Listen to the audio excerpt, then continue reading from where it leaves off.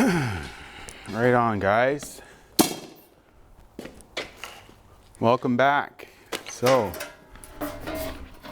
ended up getting a curve into the sheet metal here. Pretty happy there. Ended up doing 16 gauge on the inside, and then went with some 1/8 of an inch on the outside, some pretty serious plating on the outside.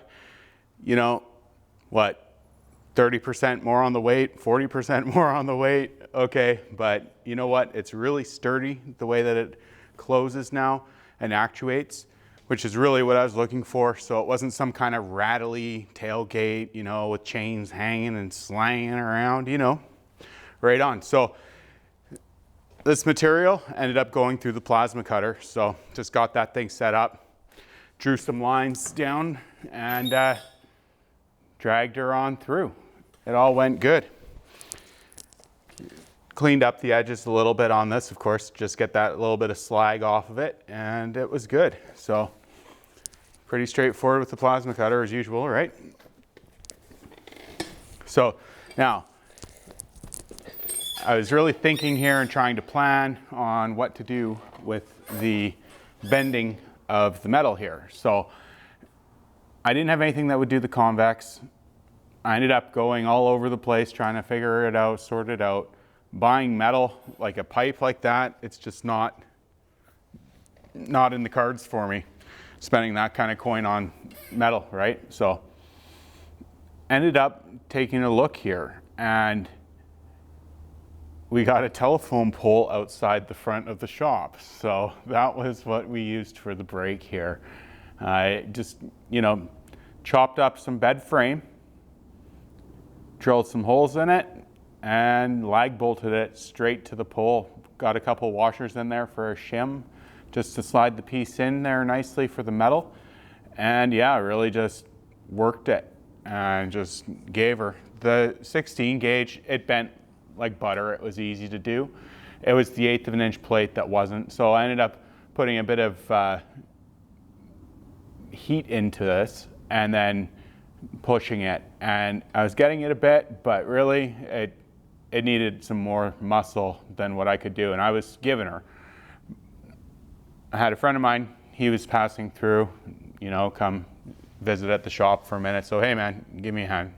And he did, and it worked out great. So we got that the curve put on there really nicely there. So one thing I did do here for sure was putting a strip of masking tape down the side of it. And that shows my reveal edge to keep everything straight going into the brake or going into the bend here on this pipe anvil, but telephone pole anvil, right? Yeah, so worked out really good there. And from that, you know, it was a lot of positioning, just getting everything in line here, getting everything centered on the piece, just how everything was measured out, and put some tacks down. I didn't go crazy here yet to really fill her up, just for in case, you know, it doesn't work out and we need to take it off. So I just laid a couple of, like, you know, 1/2 inch shots down the sides of it and tacked it off like that. So yeah, everything formed really good. Now, putting the hinges in on the bottom here, what I ended up doing was just kind of Frenching in a couple of flat washer nuts there on there, and them things, you just drill your hole, sit it down, tap it in, and then weld all the way around it, grind it down flat. It's all covered by reveal, but it turned out really nice. The screws I'm using, they're going to have they have a cone on the end of it for the countersink, right? And those are going to sit so that it's just completely flat with the sheet metal down the side of the bed as well. And then those will rotate, but they're not going to be hanging up on anything, so the paint doesn't chip, nothing like that. No funny business like that happening. So it's going to just be nice and shiny, right? So let's take a look though, where we're at so far. Now, what I did need to do still was figure out the locking mechanism inside. So I'm just planning here with some flush bolts or something that's going to just help me out.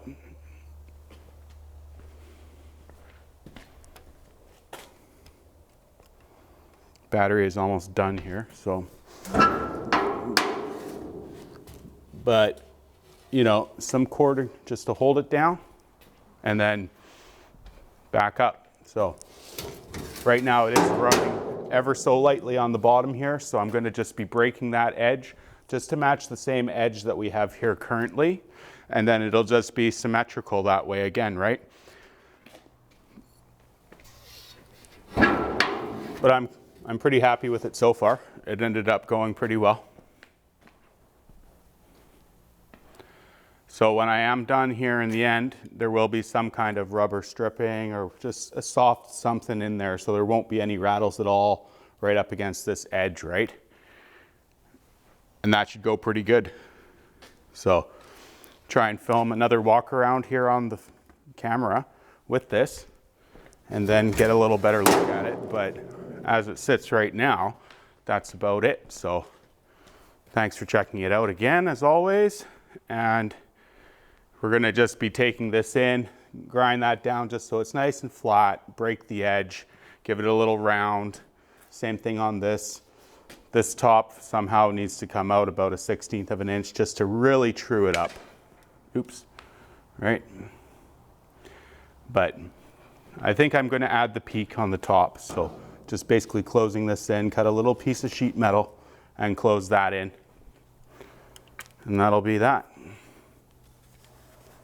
Probably some kind of fancy flush bolts here, like from French doors, and just get those so that they're gonna just be a flick of a switch, psh, psh, and it'll go in there. Then we don't see chains, we don't see anything keeping it shut, so. Excuse me, right on.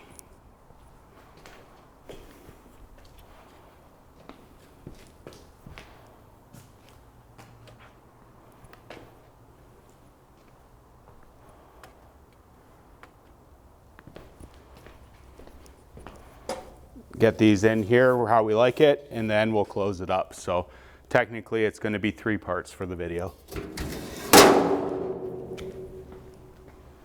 Right on.